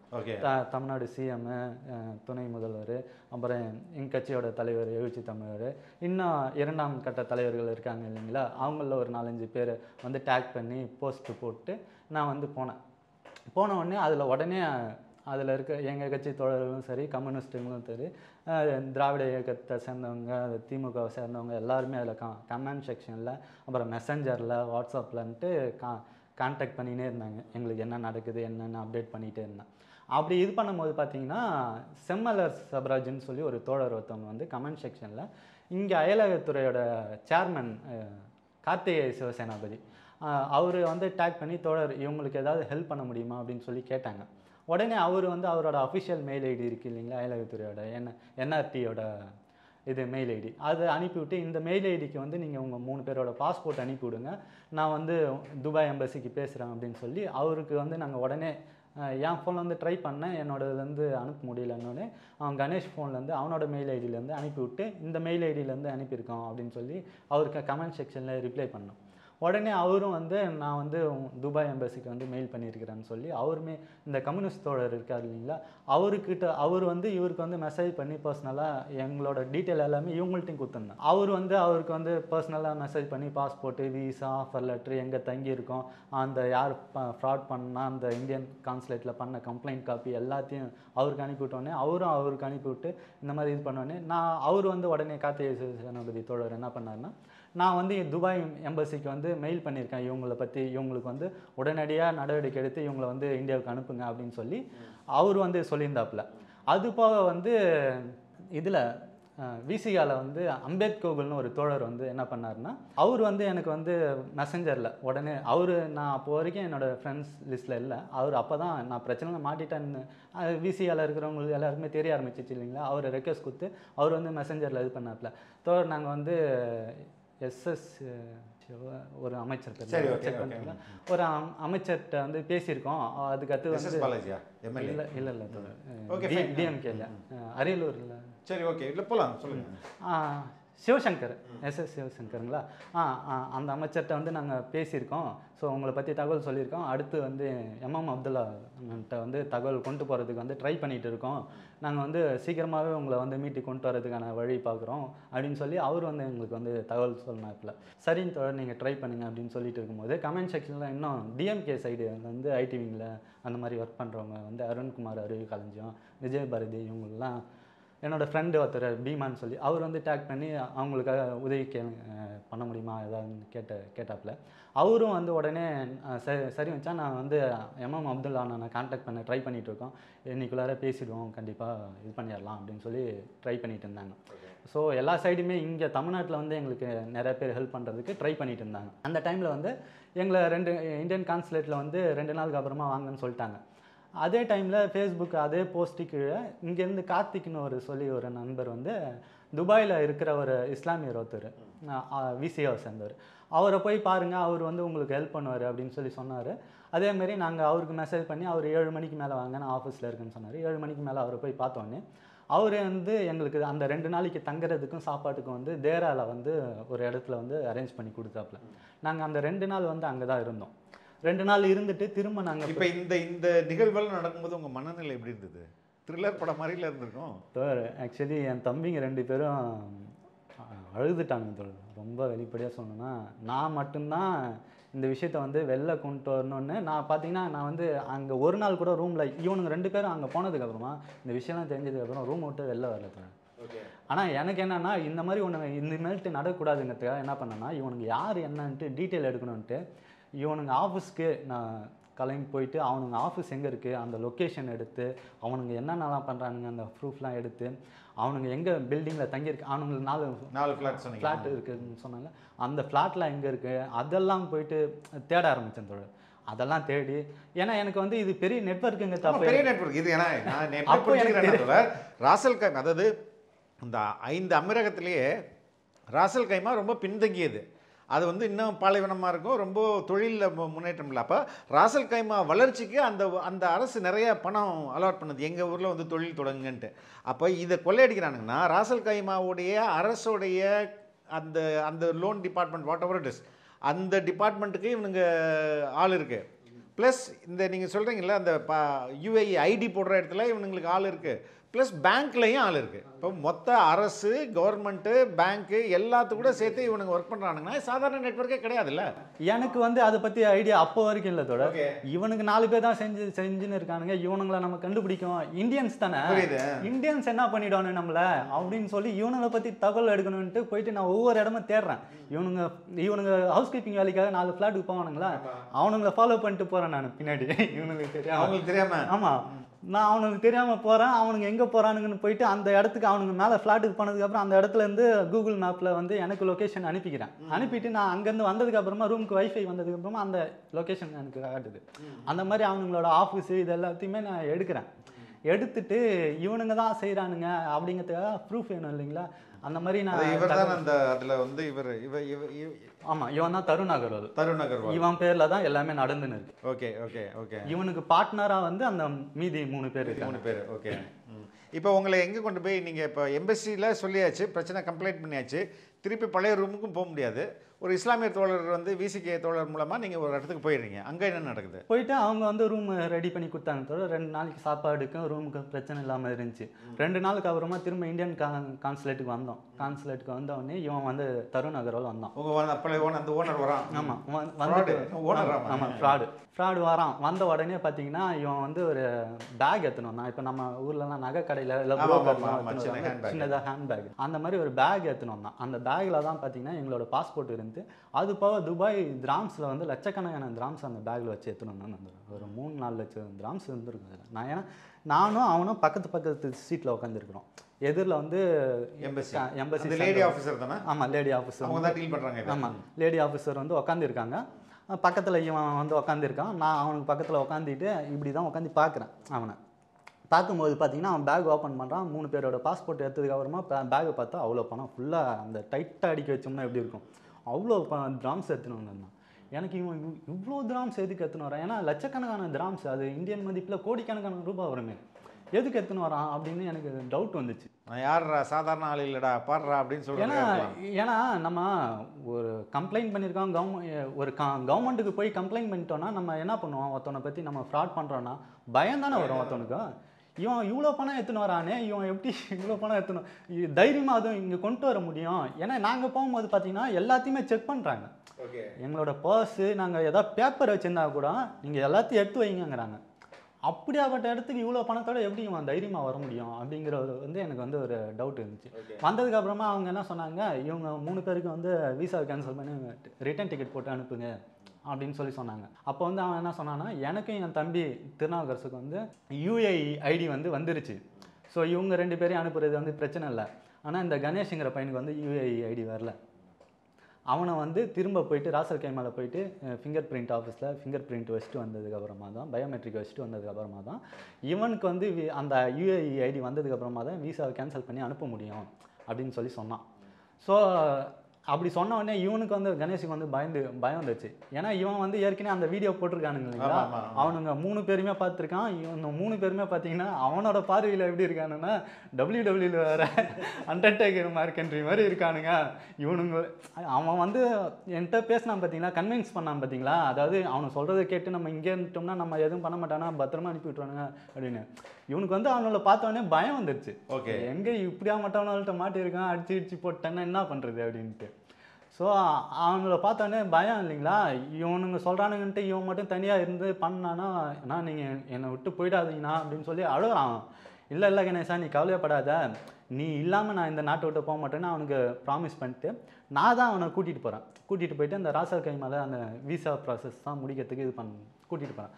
கூட்டிகிட்டு போயிட்டு அந்த ராசல் கைமா விசா ஆஃபீஸில் அவனை உள்ளார அனுப்பி விட்டு, அதுக்கு முன்னாடியே நான் அந்த தேராவில் தங்கியிருந்தேன் இல்லைங்களா, அப்போ வந்து நான் அங்கே இருக்கிற தமிழ் நண்பர்கள்ட்ட கேட்டேன், இந்த மாதிரி ஒன்று பண்ணிட்டாங்க எங்களை அப்படின்னு சொல்லும்போது வந்து, நீங்கள் வந்து உங்களோட எம்ப்ளாயி கான்ட்ராக்டும் உங்களோட UAE ஐடியும் எடுத்தீங்கன்னா அவனுங்க பேரில் இங்கே லேபர் கோர்ட்டில் வந்து கம்ப்ளைண்ட் பண்ணலாம், வேலைக்குன்னு கூப்பிட்டு வந்து இந்த மாதிரி பண்ணுறானுங்க அப்படின்னு சொல்லி கம்ப்ளைண்ட் பண்ணலாம் அப்படின்னு சொல்லி சொன்னானுங்க. ஸோ இது எங்கே நம்ம எடுக்கலான்னு கேட்டப்போ வந்து அமீர் சென்டருக்கு போங்க அப்படின்னு சொன்னாங்க. அமீர் சென்டர் வந்து இங்கே வந்து நம்ம இ-சேவை மையம் இருக்குது இல்லைங்களா, கவர்மெண்டோட சர்டிஃபிகேட்லாம் எடுக்கணுமே, அந்த மாதிரி அங்கே வந்து அமீர் சென்டருக்கு போனோம்னா நம்மளோட எல்லா சர்டிஃபிகேட்டும் எடுத்துடலாம். அப்போ நான் தேராவுக்கு பக்கத்தில் இருக்கிற அமீர் சென்டருக்கு வந்து போனேன் அப்போ வந்து பார்த்திங்கன்னா நான் என்னோடய விசா கொடுத்து கேட்டப்போ அவங்க என்ன சொன்னாங்கன்னா, இது வந்து ராசல் கைமா ஃப்ரீ ஜோன் விசாவோட டீட்டெயில் வந்து இந்த ஆஃபீஸில் எடுக்க முடியாது, இதுக்கு தனியாக ஆஃபீஸ் இருக்குது அப்படின்னு சொல்லி சொன்னானுங்க. அந்த ஆஃபீஸ் எங்கே இருக்குன்னு நான் கேட்டப்போ வந்து அதை பற்றி எங்களுக்கு தெரியாது அப்படின்ட்டாங்க. உடனே நான் எனக்கு இந்த மாதிரி தகவல் சொன்ன தோழருக்கு வந்து இந்த தகவல் வந்து தெரியப்படுத்தினோடனே சரிங்க தோழர், நம்ம அது வேறு எங்கே இருக்குதுன்ட்டு தேடுவோம் அப்படின்னு சொல்லி தேடிட்டு 2 நாள் ஆகிட்டு, அந்த 2 நாளில் நான் இவனை கூட்டிகிட்டு போயிட்டு அந்த ராசல் கைமா ஆஃபீஸ்க்கு போனேன். போயிட்டு இவனை உள்ளார அனுப்பி விட்டு நான் வந்து வெளியில் ரிசப்ஷனில் எனக்கு அங்கே அமீர் சென்டரில் கிடைக்காத என்னோட யூஏஇ ஐடி வந்து இந்த ஆஃபீஸில் இருந்து தானே போயிருக்கோம். நான் இந்த ஆஃபீஸில் போயிட்டு என்னோட யூஏஇ ஐடி வந்து கொடுங்கடா, என்னோட யூஏஇ ஐடி வந்துருச்சு, என்னோடய ஃபார்ம் கொடுத்து வந்துருச்சு, எனக்கு அதோட காப்பி ஒன்று வேணும்னு கேட்டேன். இது வந்து உன் ஆஃபீஸ்க்கு வந்து போயிடுச்சு, நீ அங்கே வந்து கேட்டு வாங்கிக்கோ அப்படின்னு சொல்லி சொன்னாங்க. என் ஆஃபீஸ்க்கு எனக்கு ஒரு சின்ன அரப்ஸ் தான் ஒர்க் பண்ணுறாங்களா வேறு நாட்டுக்காரங்க? இல்லை சார், அங்கே வந்து பாகிஸ்தான்காரன் செய்கிறான், இந்தியன்ஸ் இல்லை. அங்கே வந்து பார்த்தீங்கன்னா அந்த கவர்மெண்ட்லேயே பார்த்தீங்கன்னா வேலைக்கு வந்து அங்கே யார் வேணாலும் போய் வேலை. நான் அந்த பர்டிகுலர் சென்டரில் வெளிநாட்டவர் வேலை செய்கிறாங்களான்னு கேட்டேன். ஆமாம், பாகிஸ்தான்காரன் வேலை செய்கிறான், இந்தியன்ஸ் வேலை செய்கிறானுங்க, வேறு சில கண்ட்ரிஸ் சேர்ந்தவங்களும் வேலை செய்கிறாங்க. அதேமாதிரி அந்த மெடிக்கல் சென்டர்லேயும் பாகிஸ்தான்காரனும் வேலை செய்கிறான், இன்னும் சிலரும் வேலை செய்கிறாங்க. இந்த மாதிரி எல்லா இடத்துலையுமே அந்த மாதிரி எல்லாருமே வேலை செய்கிறாங்க. இதை வந்து இவனுங்க மட்டும் செய்யலை, வேறு சில நாட்டை சேர்ந்த நிறையா குரூப் இந்த வேலை செய்யுது, ஃப்ராடு வேலை. நான் இவனோட வந்து யூஏஇ ஐடி என்னோட ஐடி காப்பி கேட்டேன். காப்பி கேட்கும்போது அவனுங்க வந்து உன் கம்பெனிக்கு போயிருக்கோம், நீ போய் அங்கே வாங்கிக்கணுன்னு. இல்லை, எனக்கு என் கம்பெனிக்கு ஒரு பிரச்சனை இருக்குது, நான் அவங்கள்ட்ட கேட்க முடியாது, நீங்கள் இங்கே கொடுங்க அப்படின்னு சொல்லி கேட்டேன். அவன் வந்து இல்லை அதெல்லாம் கொடுக்க முடியாதுன்னா, நான் இதுக்கு வேணால் காசு வேணால் கொடுக்குறேன், இதுக்கு என்ன செலவோ அதை வேணால் நான் கொடுக்குறேன். அப்படி இல்லை, இதை வந்து நான் வந்து கேட்டு வாங்குறதுக்கு அஃபிஷியலாக ஏதாவது ஃபார்மில் சைன் பண்ணனாலும் நான் பண்ணி கொடுக்குறேன். என் ஐடி தானே கேட்குறேன், நான் வேறு யார்த்தாவது கேட்டேன்னா அது இல்லீகல், நான் வேறு ஏதோ பண்ணுறதுக்கு கேட்குறேன்ட்டு நீங்கள் கொடுக்க மறுக்கலாம். என் ஐடிக்கு கொடுக்கறதுக்கு உனக்கு என்ன பிரச்சனைன்ட்டு நான் வந்துட்டு சண்டைக்கு போகிறேன். அந்த இடத்த சண்டையாக சவுண்டு கொஞ்சம் அதிகமாக வரும்போது அந்த இடமே ஒரு மாதிரி இதாகுது. எல்லாருமே அந்த ப்ராசஸ்க்காக வந்தவங்களாம் பார்க்க ஆரம்பிக்கிறான். அது வந்து அந்த இடம் ஒரு மாதிரி இதாக ஆரம்பித்தோடனே இவன் உள்ளார யூஏஇ ஐடிக்காக போன கணேஷ் வந்து ப்ராசஸ் முடிச்சுட்டு வந்தவன் இங்கே நான் சண்டை போகிறத பார்த்துட்டு அழுகிறான். ஆனால் வேணாண்ணா, இங்கே பிரச்சனைலாம் வேணாண்ணா, நம்ம வந்து ஊருக்கு போயிடலாண்ணே, இங்கே வந்து எதாவது பண்ணி நம்மளை வந்து எதாவது பண்ணிட்டானுன்னா பிரச்சனை ஆகிடும்ண்ணா அப்படின்னு சொல்லி அழுகிற குரலில் ரொம்ப இது பண்ணுறாங்கும் போது பயந்துன்னு இருக்கிறான். இந்த நேரத்தில் நம்ம என்ன பண்ண போகிறோம் அப்படின்ட்டு நான் கூட்டிகிட்டு வந்துட்டு திரும்ப இந்தியன் கான்சுலேட்டில் போயிட்டு நாங்கள் வந்து போயிட்டு வந்துட்டோம். அந்த ப்ராசஸ் முடிச்சிட்டோம், ஐடி வந்துச்சான்னு கேட்டு எங்களுக்கு ரிட்டர்ன் டிக்கெட் போட்டு கொடுக்க சொல்லுங்கன்னு சொன்னான். அவன் வந்து முன்னாடியே கொடுத்தா இப்போ டிக்கெட் தான் போடணும். ஆமாம், டிக்கெட் தான் கொடுக்கணும். இவனுக்கு வந்து இன்றைக்கி தான் என்னைக்கு போயிட்டு வந்தீங்கன்னாங்க, வெள்ளிக்கிழமை போயிட்டு வந்தோம். அப்போ சனி ஞாயிறு முடிஞ்சு திங்கக்கிழமை போயிட்டு சொன்ன உடனே இன்னும் ஒரு 2 நாள் ஆகும் எப்படி ஐடி வர்றதுக்கு, வந்தவொடனே அவன் அவங்களுக்கு போட்டு கொடுப்பான், அவன் சொல்லியிருக்கான் அப்படின்னு சொல்லி சொன்னாங்க. அதேமாரி அடுத்தது அவன்கிட்ட அந்த கான்சுலேட்டில் பேசிவிட்டு அவன்கிட்ட வந்து மெசேஜ் பண்ணோம், ஐடி வந்தவொடனே அவனும் போட்டு கொடுக்குறான்னா. அடுத்த நாள் வந்து ஐடி வந்துருச்சு, நான் உங்களுக்கு ஈவினிங் டிக்கெட் போட்டு கொடுக்குறேன்னா ஈவினிங் டிக்கெட் போட்டு கொடுத்துட்டான். கொடுத்த உடனே நாங்கள் டிக்கெட் எடுத்துகிட்டு போயிட்டு இந்தியன் கான்சுலேட்டில் வந்து இந்த மாதிரி டிக்கெட் போட்டு கொடுத்துருக்கான், 18ஆம் தேதி நாங்கள் வந்து ரிட்டர்ன் ஆகிறோம் இந்தியாவுக்கு அப்படின்னு சொல்லி அந்த டிக்கெட் காப்பியும் கொடுத்துட்டு, எங்களுக்கு வந்து இன்னும் வீசா கேன்சல் பண்ணாமல் வச்சுருக்கானே, நாங்கள் திரும்ப ரிட்டர்ன் வரும்போது இந்தியாவிலேருந்து திரும்ப வேறு ஏதாவது வேலைக்கு வந்து துபாய்க்கு வரோம்னா எங்களுக்கு இது மூலயமா வேறு ஏதாவது பிரச்சனை வரக்கூடாது இல்லை அப்படின்னு சொல்லி நாங்கள் அவங்கள்ட்ட கேட்குறோம், எங்கள் வீசாவும் கேன்சல் பண்ண சொல்லுங்கள் அப்படின்னு. இல்லை நீங்கள் வந்து இந்தியா போங்க, அவன் வந்து உங்கள் வீசாவை கேன்சல் பண்ணுறான் அப்படின்னு சொல்லிட்டான், அதனால் அவன் பண்ணிவிடுவான் அப்படின்னு சொல்லி அவங்க எங்களை வந்து சொல்லி அனுப்புகிறாங்க. அவங்கள நம்பி தான் நாங்கள் வந்து இந்தியாவுக்கு வந்தோம். வந்துட்டு நாங்கள் திரும்ப அவன்கிட்ட கேட்குறோம், இந்த மாதிரி வீசா கேன்சல் பண்ணுறோம். எப்படி எங்கேருந்து டிக்கெட் போட்டு கொடுத்தான்? அதாவது துபாயிலேருந்து மும்பைக்கும், மும்பையிலேருந்து சென்னைக்கும் வர மாதிரி கனெக்டிங் ஃப்ளைட்டில் டிக்கெட் போட்டு கொடுத்தாங்க. அந்த டிக்கெட்டில் நாங்கள் அன்றைக்கி 18ஆம் தேதி வந்து ஜூலை மாதம் 3 பேர் வந்துட்டீங்க. ஆமாம், துபாயிலேருந்து மும்பை வந்துட்டோம். மும்பை வந்ததுக்கப்புறம் இந்த தம்பி கணேஷ் இருக்கான்ல, அவன் வந்து அந்த யூஏஇ ஆஃபீஸ்க்குள்ளார சண்டை நடந்துன்னு சொன்னான் இல்லைங்களா, நான் என் ஐடி கேட்டு அந்த இடத்துல இவன் வந்து அழுதுட்டு வந்து சொன்னான் இல்லைங்களா, போயிடலாம் நம்ம இங்கேருந்து அப்படின்னு.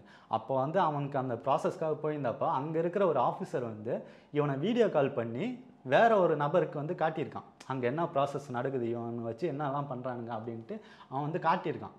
அதை வந்து இவன் வந்து இவருக்கு தான் காட்டியிருப்பான், அவங்க அந்த ஓனருக்கு தான் காட்டியிருப்பான் அதிகபட்சமாக. அது எனக்கு வந்து கரெக்டாக தெரியல, அவனுக்கு தான் அப்புறம் பண்ணியிருப்பான், வேற அப்படி இல்லாட்டி அங்கேயும் அந்த யூஏஇ ஐடி எடுக்கிறதுல அவனுக்கு ஆள் இருக்குது. ஆமாம், அங்கேயுமே அதான் அவனுக்கு அங்கேயும் ஆள் இருக்குது இல்லைங்களா, அவனுக்கு வந்து காட்டியிருக்கான். காட்டின உடனே இவனுங்க அந்த ஆப்போசிட்டில் பேசினவனும் அந்த ஆஃபீஸரும் ஹிந்தியில் தான் பேசியிருக்காங்க. இவனுக்கு ஹிந்தி புரியுங்கிறதுனால இவன் வந்து நல்லா கேட்டுட்டு இது பண்ணியிருக்கான். அதாவது அந்த காலில் என்ன சொல்லியிருக்காங்கன்னா, அவனை வந்து வீடியோ காலில் காட்டாத, அங்கே வந்து ப்ராசஸ் என்ன நடக்குது, அந்த கரெக்டாக முடிஞ்சிச்சா, கரெக்டாக இந்த முறையாவது கரெக்டாக ஆயிடுச்சா, அவனை வந்து அனுப்பிவிட்டா போதும், நமக்கு பிரச்சனை இல்லை, அந்த சூழலில் தான் அவனுக்கு பேசியிருக்காங்க. ஸோ அந்த ப்ராசஸ் முடிஞ்சிச்சான்னு மட்டும் கரெக்டாக பார்த்து சொல்லு, இந்த முறையே கரெக்டாக முடியுதான்னு என்ன சொல்லினாங்க. ஸோ அவன் வந்து அதை மட்டும் சொல்லிட்டு கட் பண்ணிட்டு இருக்கான். இந்த இது இப்படி தானே இருக்கும் அந்த ஐடி, யூஏஇ ஐடின்றது இதானே யூஏஇ ஐடின்றது, அதுக்கான application. Okay, registration ID card form. Okay, இது வந்து செகண்ட் டைம் வந்து நான் அவனை கூட்டிகிட்டு போனேன் இல்லைங்களா, அதுக்கு ரெஜிஸ்ட்ரேஷன் பண்ணி கொடுத்த இது அவனோட பேப்பர் தம்பி கணேஷ். ஓகே. அப்போ அங்கேயே ஆள் இருக்கிறது இங்கே மும்பையில் வந்து தான் சொல்கிறான் அந்த பையன் வந்து அங்கே நம்மளை ஏதாவது பண்ணிவிடுவான், நான் சண்டை போடவுன்னு அவனை வந்து அங்கேயே அவனுங்க ஏதாவது பண்ணிவிடுவானுங்க அப்படின்னு பயந்துட்டான். இங்கே வந்து இந்த ஆஃபீஸ் மொத்தமே அந்த ஃப்ராட் பண்ணுறானுங்க. ஏன்னா நான் ஏற்கனவே சொன்னேன் இல்லைங்களா, என் ஃப்ரெண்டு ஒருத்தன் இருக்கான்ட்டு, அவனோட பில்டிங்க்கு எதிரே இன்னொரு ஆஃபீஸ் இருக்குது.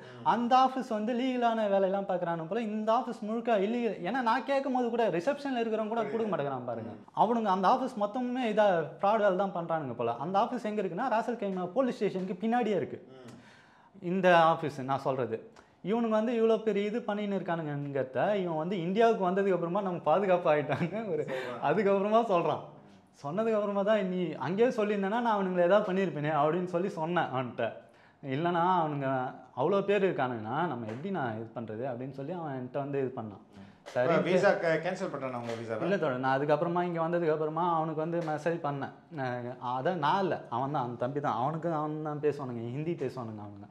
அவன் வந்து மெசேஜ் பண்ணி எங்களோட விசா கேன்சல் பண்ணி அனுப்புன்னு ஃபஸ்ட்டு சொன்னோடனே அவன் வந்து நீ இந்தியாவுக்கு போயிட்டு ஃபோட்டோ அனுப்புனா, அதேமாதிரி சென்னை ஏர்போர்ட் வந்ததுக்கப்புறமா நாங்கள் ஃபோட்டோ அனுப்பினோம். ஃபோட்டோ அனுப்புனதுக்கப்புறமா ஓகே நான் கேன்சல் பண்ணுறேன்னு சொல்லி சொன்னான். அடுத்து ஒரு 2-3 நாள் கழிச்சு கேட்கும்போது இந்த வாரம் கேன்சல் பண்ணி அனுப்புகிறேன்னு சொன்னான். அதுக்கு ஒரு 4-5 நாள் கழிச்சு கேட்கும்போது பார்த்தீங்கன்னா, நீ வந்து யார் சொல்லி போனையோ அவங்கள்ட்ட போய் கேளு, உன்னை எவன் கம்ப்ளைண்ட் பண்ண சொன்னான், உன்னால் எனக்கு வந்து 20,000 கிராம்ஸ் லாஸு, அது யார் எனக்கு கொடுக்குறது, நீ தேவையில்லாமல் உள்ளார வந்துட்டு நீ பற்றி கம்ப்ளைண்ட் பண்ணிவிட்டு எனக்கு தேவையில்லாத செலவு இழுத்து விட்ட, நீ யாரை சொல்லி போய் கம்ப்ளைண்ட் பண்ணியோ கான்சுலேட்டில் அவன்கிட்டே போய் கேளு, அவன் உனக்கு கேன்சல் பண்ணி அனுப்புவான்ட்டு இவன் நம்பரை பிளாக் பண்ணி விட்டான். ஓகே சரிங்களா. இப்போ வந்து இந்தியன் கான்சுலேட்லாம் அவன் விசா கேன்சல் பண்ணிவிடுவான்னு சொன்னதுனால தான் நாங்கள் நம்பி வந்தோம். இப்போ இவன்கிட்ட கேட்டால் இவனை இது பண்ண முடியல. இந்தியன் கான்சுலேட்டை கான்டாக்ட் பண்ண முடியுமான்னா அதுக்கும் வழி இல்லை. நான் திரும்ப இந்தியன் கான்சுலேட்டை கான்டாக்ட் பண்ணுறதுக்கு ஏதாவது வழி இருக்கான்ட்டு பர்துபாயோட அட்ரஸ் போட்டு அந்த வெப்சைட்டுக்குள்ளே போயிட்டு இது பண்ணால் அதில் ஒரு வாட்ஸ்அப் நம்பர் வந்து அதில் நான் என்னோடய கம்ப்ளைண்ட்டை எழுதி திரும்ப அனுப்பிவிட்டேன். அவங்க அதை இது வரைக்கும் பார்த்தாங்களான்னு கூட எனக்கு தெரியல, ரெஸ்பாண்டே இல்லை. அதுக்கப்புறம் நான் அங்கேருந்து வந்ததுக்கப்புறமா இங்கே வந்ததுக்கப்புறமா இங்கே போயிட்டு தலைவரை ரீச் பண்ணலான்ட்டு ட்ரை பண்ணேன். அங்கே அவர் வந்து அந்த டைமில் தான் முதல் நாடாளுமன்ற பொதுக்கூட்டம் தொடர் கூட்டம் வந்து அவர் அந்த டைமில் இது பண்ண முடியல. அதுக்கடுத்து கவினோட கொலை நடந்தது, ஆணவ கொலை நடந்தது. அதுவும் அந்த டைம்லேயும் அவரை பார்க்கறதுக்கு முடியல. அதுக்கப்புறம் தூய்மை பணியாளர் பிரச்சனை அது இதுன்னு வந்தவொடனே அவரை கான்டாக்ட் பண்ணுறதுக்கு வந்து ரொம்ப டைம் ஆனதுனால திரும்ப நான் என்ன பண்ண ஆரம்பிச்சேன்னா மீடியா சைடு ஏதாவது ட்ரை பண்ணலாம், அது மூலிமா விஷயத்தை வெளில கொண்டு வரலான்ட்டு நான் நிறையா மீடியாக்காரங்கள்ட்ட ட்ரை பண்ணேன். அது மூலிமா நீலம்லேயும் நியூஸ் தமிழ்னு சொல்லி ஒரு சேனல் 2 சேனலில் வந்து இன்டர்வியூ கொடுத்துருந்தேன்.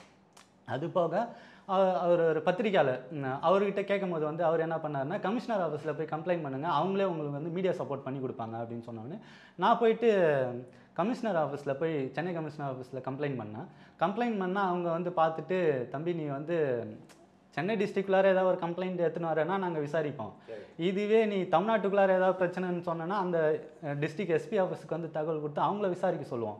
ஆனால் நீ வந்து மொத்தமாக துபாயில் அந்த விஷயத்துக்கு வந்து இங்கே யாரும் ஆக்ஷன் எடுக்க மாட்டாங்க, நீ வேணால் எதுக்கும் டிஜிபி ஆஃபீஸ்க்கு போய் பாரு அப்படின்னு சொல்லி சொன்னாங்க. டிஜிபி ஆஃபீஸ்க்கு நான் போய் கம்ப்ளைண்ட் கொடுக்கலான்னு போனேன். அப்போ வந்து அவங்க என்ன சொன்னாங்க, நீங்கள் வந்து உங்கள் லோக்கல் ஸ்டேஷனில் கம்ப்ளைண்ட் பண்ணிங்களா, உங்கள் ஏரியா டிஸ்ட்ரிக்ட் எஸ்பி ஆஃபீஸ்க்கு போயிட்டு கம்ப்ளைண்ட் பண்ணுங்கள் அப்படின்னு சொன்னாங்க. டிஸ்ட்ரிக்ட் எஸ்பி ஆஃபீஸ்க்கு வந்து கம்ப்ளைண்ட் பண்ணாலுமே அவங்க கமிஷனர் ஆஃபீஸில் சொன்னாங்க இல்லைங்களா, அது தமிழ்நாட்டுக்குள்ளார ஏதாவது பிரச்சனைனா தான் அந்த டிஸ்ட்ரிக்டில் நடந்தால் தான் அவங்க ஆக்ஷன் எடுப்பாங்கிறதுனால அதை விட்டுட்டு நான் வேறு சைடு ட்ரை மீடியாவில் இன்னொரு சைடு எதற்கு வந்து ரைட் இது எங்கே ட்ரை பண்ணாலும் எடுத்துக்கணும். ஏன் இதை இன்னும் நீங்கள் தப்பிச்சு வந்தாச்சு, உங்களுடைய லைஃப் கேரண்டி ஆயிடுச்சு, ஏன் இதை இன்னும் பர்சியூ பண்ணணும்னு நினைக்கிறீங்க? ஆக்சுவலி இதோட நான் வந்ததுக்கப்புறமா போன மாதம் இந்த மாதிரி இதெல்லாம் ட்ரை பண்ணேன் இல்லைங்களா, அந்த டைம்லேயே பார்த்தீங்கன்னா ஒரு பையனை வந்து தெலுங்கானாலேருந்து ஒரு பையனை வந்து கூட்டிகிட்டு போயிட்டு ஒரு ஏஜென்ட்டு இங்கேயே 8.25 லட்ச ரூபா காசு வாங்கிட்டு கமிஷனாக வாங்கிட்டு கூட்டிகிட்டு போயிட்டு அவன் பேரில் வந்து கிரெடிட் கார்டு வாங்கி அந்த காசை எடுத்துகிட்டு அவன் பேரில் போலியாக கம்பெனி ரெஜிஸ்டர் பண்ணி அது பேரில் லோன் எடுத்து அவன் வந்து அந்த தகவலை வந்து அவங்க ஃபேமிலிக்கு சொல்லி அவங்க வந்து தகவலை வந்து கவர்மெண்ட் மூலிமா ஏதோ ப்ராசஸ் பண்ண மாதிரி ஒரு நியூஸ் வந்து பார்த்தேன். இது வந்து தொடர்ந்து இன்றைக்கி மட்டும் இது 9 பேர் நிலைமை அதான் எங்களுக்கு மட்டும் நடக்கலை, அந்த 9 பேருக்கு மட்டும் நடக்கலை, இது வந்து இந்தியா பூரா நிறையா ஏஜெண்ட் மூலிமா நிறையா பேருக்கு நடக்குது. ஸோ இதுக்கப்புறமா இந்த மாதிரி விஷயத்தில் யாராவது போய் மாட்டினாங்கன்னா, நான் ஏற்கனவே ஒரு கேஸ் சொன்னேன் இல்லைங்களா, 20 வருஷம் தண்டனை கொடுக்குறாங்கன்னு, அந்த மாதிரி இப்போ ஒருத்தவனை 20 வருஷம் சிறையில் வச்சுட்டாங்கன்னா என்ன தொடர் அவனோட லைஃப் போய்டும் இல்லைங்களா. ஸோ நம்ம ஏற்கனவே சமூகம் சார்ந்து ஏங்கின்னு இருக்கோம், நமக்கு ஒரு பிரச்சனை ஒன்று இத்தனை தோழர்கள் வந்தாங்க இல்லைங்களா. ஸோ நம்ம இனிமேல்ட்டு இந்த மாதிரி ஒரு விஷயம் நடக்கக்கூடாதுங்கிறதுக்காக தானே அதுக்காக தானே நம்ம வேலை செய்யணும், நம்மளோட வேலை அதுதானே. அதுக்காக தான் நான் இதை வந்து எடுத்துகிட்டு போவோம், கம்ப்ளைண்ட்டாக எடுத்துகிட்டு போவோன்ட்டு நான் எல்லாத்துக்கும் ட்ரை பண்ணேன். அப்படி யாருக்கும் ஆக்ஷன் எடுக்க மாட்டாங்கங்கிறதுக்கு அப்புறமா என்ன பண்ணேன்னா, மெயில் மூலிமா சிஎம் செல்லுக்கு, துபாயோட பிரசிடெண்ட்டுக்கு, துபாயோட அஃபிஷியல் கவர்மெண்ட் மீடியாவுக்கு, போலீஸ்க்கு, இன்னும் சிலருக்கு, இங்கே நம்ம பிரசிடெண்ட்டுக்கு, பிரைம் மினிஸ்டருக்குலாம் மெயில் மூலிமா அந்த தகவல் வந்து இங்கிலீஷ்லேயும் அரபிக்லேயும் ட்ரான்ஸ்லேட் பண்ணி, ஏஐ மூலிமா ட்ரான்ஸ்லேட் பண்ணி நான் அது மெயில் மூலிமா அனுப்பினேன்.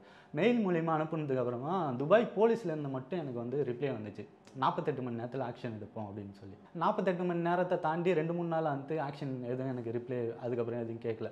நான் அப்புறம் துபாயில் இருக்கிற நண்பர்களுக்கு கான்டாக்ட் பண்ணி கேட்டேன், என்ன ஏன் இந்த மாதிரி இருக்குது அப்படின்னு சொல்லி கேட்கும்போது, அதாவது நம்மளோட ப்ரெசன்ஸ் வந்து துபாயில் இருந்துச்சுன்னா ஆக்ஷன் எடுக்க வாய்ப்பு இருக்குது, நம்ம வந்து துபாயிலே இல்லைங்கும் போது நம்மளை அவங்க எப்படி கான்டாக்ட் பண்ணுவாங்க, அதனால நான் ஆக்ஷன் எடுக்காமல் இருக்கலாம் அப்படின்னு சொல்லி சொன்னாங்க. ஸோ இவ்வளோ விஷயம் நடந்திருக்கு. தொடர்ந்து முயற்சி பண்ணுவோம். தொடர்ந்து முயற்சி நீங்கள் பண்ணுங்கள்.